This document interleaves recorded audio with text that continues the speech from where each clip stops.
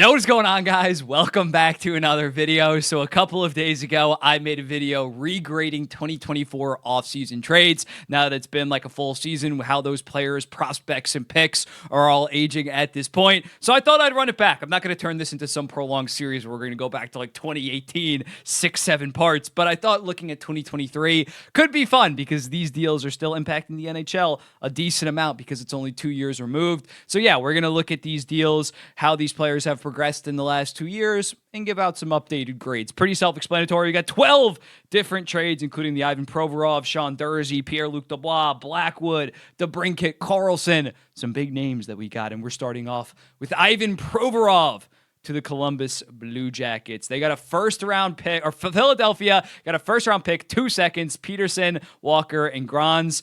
Columbus got Ivan Provorov. LA got Hodgson, Connaughton, and 30% of Provorov's salary. Up first, Philadelphia is the clear winner of this deal. Got a first in 2 seconds, and eventually got Walker that they got a first-round pick for after he played so good in like 50 games for them. The first-round pick turned into Oliver Bonk, who I think is going to be a solid NHL defenseman. The 2 seconds, one was used on Carson Bjarnason, who's a WHL goaltender that was pretty solid this year. Maybe could be something. They traded that 2024 second in like a different package and now have a 2025 second round pick. So yeah, Provorov was not a part of the long-term plans. They had young guys up and coming, and he honestly was kind of just overrated at that point. They sold high on him and got basically two first-round picks and 2 second-round picks to take on Cal Peterson as well, who is just not an NHL goalie, but he weaponizes cap space. Very good deal by Danny Briere, A+ for them. For the LA Kings, I'm going to go with a B. They got rid of Pettersson's contract. That was the main point of this trade. They did have to retain a little bit on Provorov, but this allowed them to sign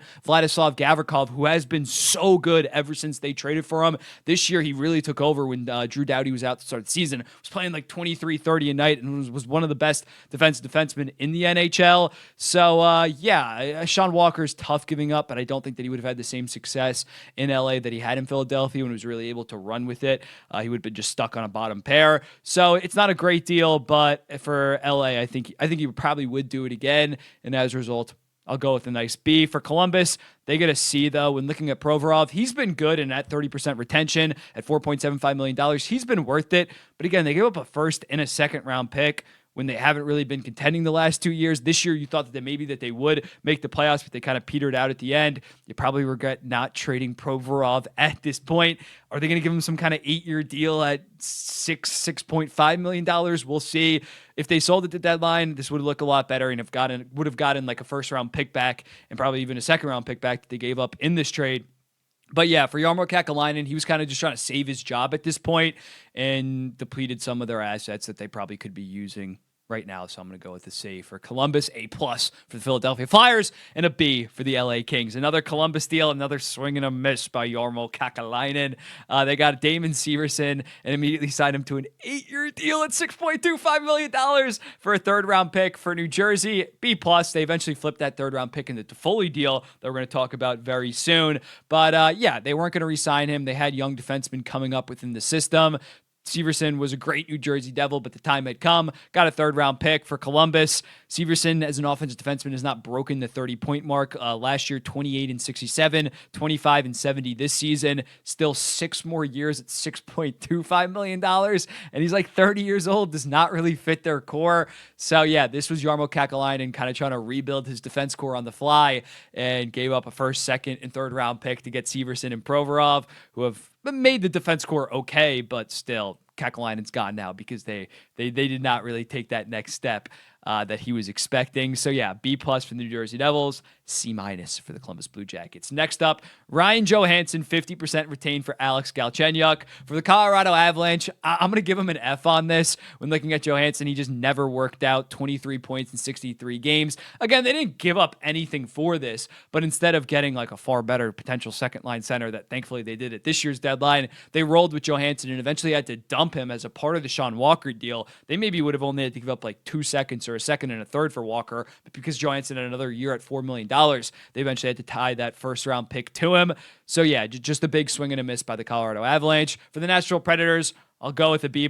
They retained $4 million, but got him off the books and did not end up signing Alex Galchenyuk, I believe. Next up, Sean Durzi for a second-round pick For Utah, I'm going to go with an A. Last year, he was money for them, only making $1.7 million, had 41 points in 76 games, playing nearly 23 minutes a night. This year, did get hurt to start the season. It's not been as productive or as good, but I think he's going to bounce back. He's still like 26, 27, and they have him cost controlled at around $5 million for the next three seasons. There's a 4-year deal. So yeah, I think Sean Durzi, good top 4 defenseman, bought pretty low for him and took him away from a Western Conference team. For the LA Kings, I'm going to go with the C on this. Durzi, I know that they did have young defensemen coming up in the system, but they're not even playing guys like Brent Clark and Spence that much. So yeah, Sean Durzi would have helped last year, could have helped this year.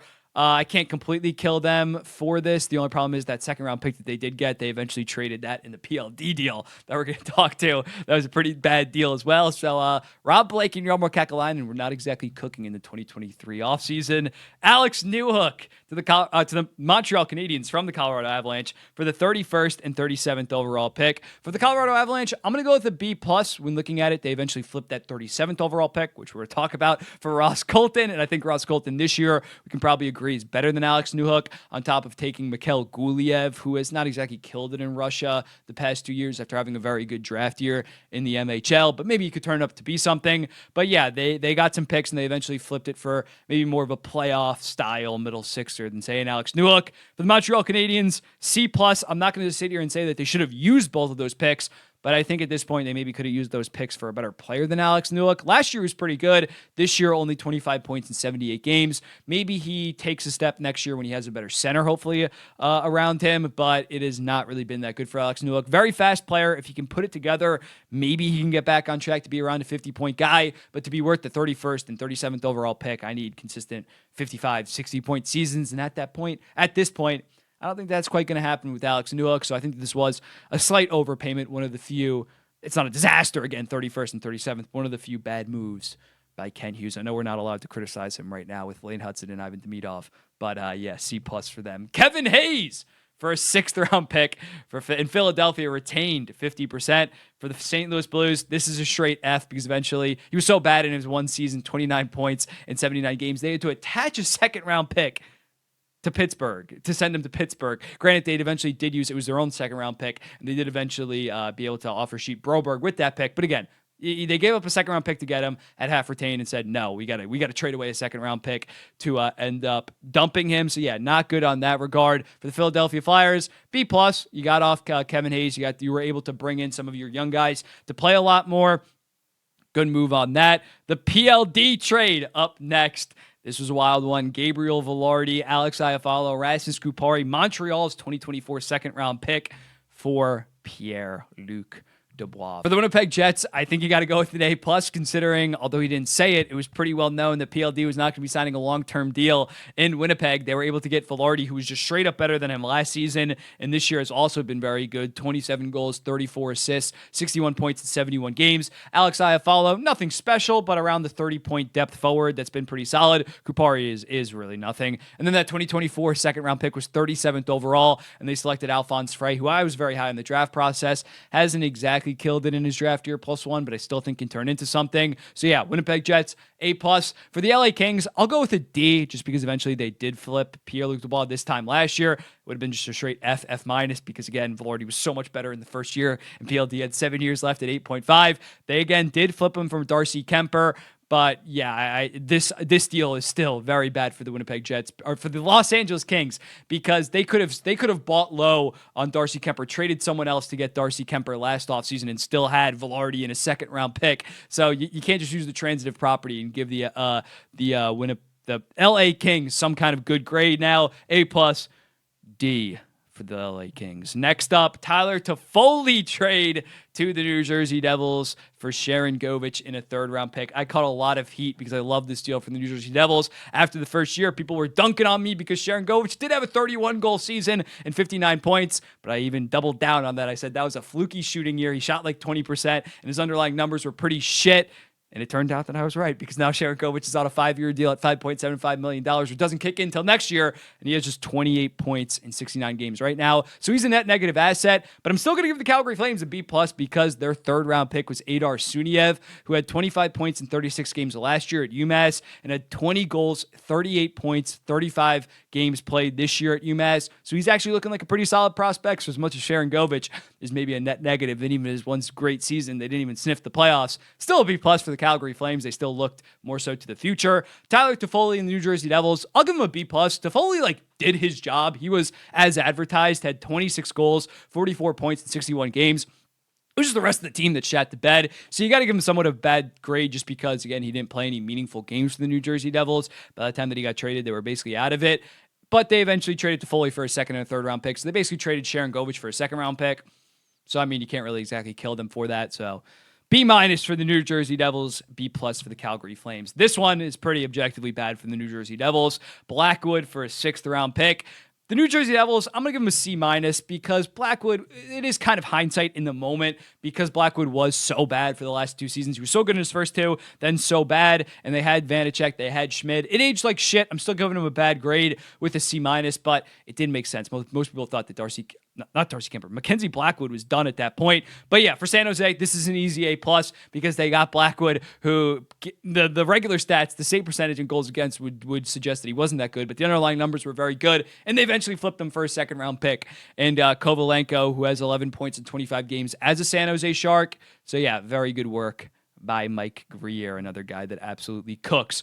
Ross Colton for the 37th overall pick for the Avalanche. I'm going to go with a B+. Again, got that pick from Newhook, got Ross Colton, has been around at half a point per game, solid, physical, middle sixer. What they needed. They needed depth like that 2022 team. He's locked up at only $4 million for the next 2 seasons.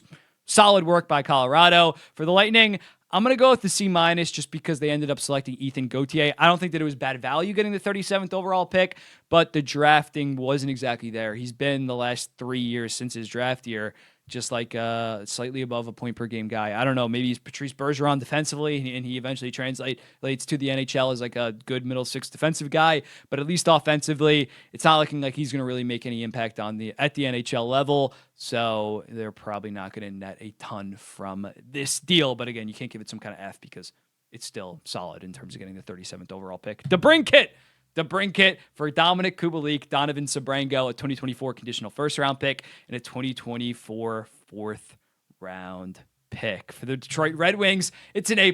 When looking at it, we'll talk about more. Kubalik completely busted in Ottawa. The 1st-round pick ended up being Dean Latorno to the Boston Bruins. They didn't give up much, and DeBrincat was solid in his first year, 27 goals, 40 assists, 67 points at $7.875 million.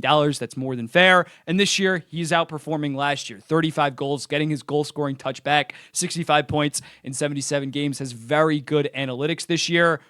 Great asset management by Steve Yzerman to identify someone that wanted out of a situation that was from Michigan and saying, yeah, I'll give you a 1st-round pick and a bunch of plugs for the most part. We'll take it. We'll take it for a legit, consistent 30-ish goal guy.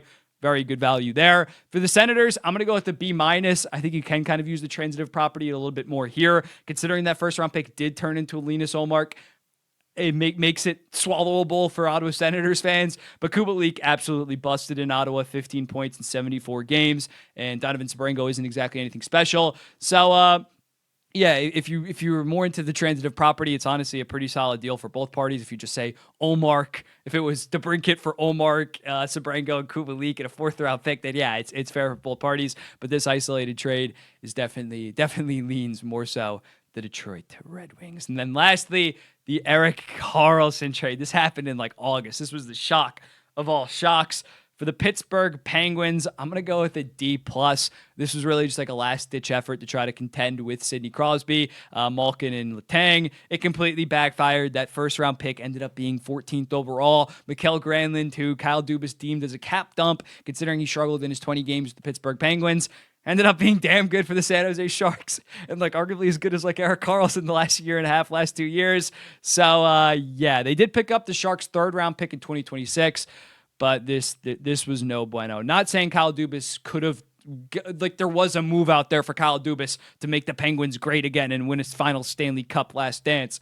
But yeah, to give up your first round pick and then miss the playoffs, and yeah, not good. Not good for Kyle Dubas in this trade. For the San Jose Sharks, A+, much like the Blackwood trade, because that first round pick ended up being 14th overall, and then they traded up to get Sam Dickinson, 11th overall in that draft. Mikael Granlund ended up being a consistent 65, 70 point pace guy in his season and a half. You ended up getting a first round pick for him. You only retained $1.5 million on Karlsson, and it's only for 2 more years after this. After that, they'll actually be trying to win, actually trying to make the playoffs. It's not some 7-year retention or something like that. So you got to go with an A+ for the San Jose Sharks. I think that's pretty straightforward. And for the Montreal Canadiens, I'm going to go with an A as well. They got a second round pick. They were able to flip Petrie into Smith. So solid. It's the Pittsburgh Penguins second round pick too. So it's probably going to be top 40. Very good asset management. And again, using their cap space by Kent Hughes, they get an A. Let me know in the comments. What do you think about this? Who was I too harsh on? Who was I too light on? I'll be seeing the next one. Peace.